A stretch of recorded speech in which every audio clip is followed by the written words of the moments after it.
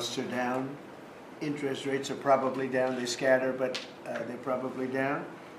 We're doing very well. It's been amazing. We had a big day yesterday. There'll always be transition difficulty, but we had in history, it was the biggest day in history, the markets. Again, there'll be a transition cost and transition problems, but in the end, it's going to be a beautiful thing.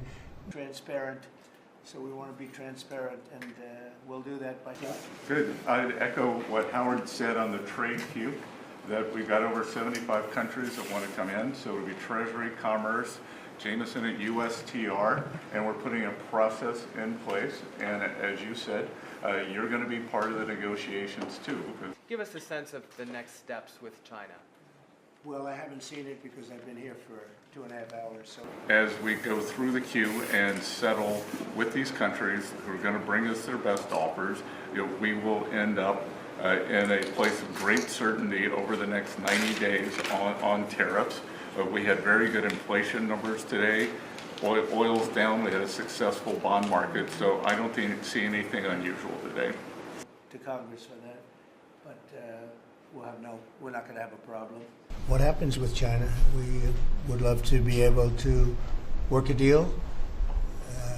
They've really taken advantage of our country for a long period of time. They've ripped us off beyond nobody. How people stood for it, sitting in my position, is not even believable. And we're talking about many presidents, not just a couple.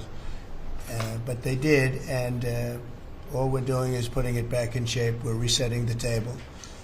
And I'm sure that we'll be able to get along very well. I have great respect for President Xi. He's been, in a true sense, he's been a friend of mine for a long period of time.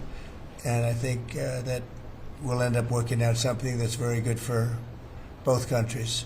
I look forward to it. China retaliated today by reducing the number of American films that can be shown there. What's your reaction to them now targeting cultural exports from the United States? I think I've heard of worse things.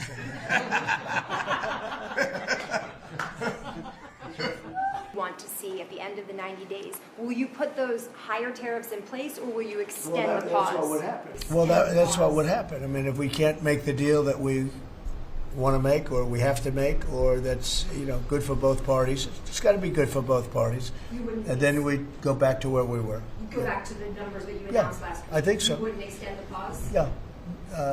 We'll have to see what happens at that time. What are you planning on using the money that you're gaining from revenue through the tariffs on? Paying down national debt, reducing taxes, creating good budgets, helping Christie with the border and all of the other things we built. As one bloc or individual nations for the tariffs? We're looking at it as one bloc. They've been very tough, but they were very smart. They were ready to announce retaliation, and then they heard about what we did with respect to China and others, but China, and they said, we're going to hold back a little bit. They decided to hold back. I thought they were very smart. Look, the EU is very smart, but they really have taken advantage of the United States. They hate our country.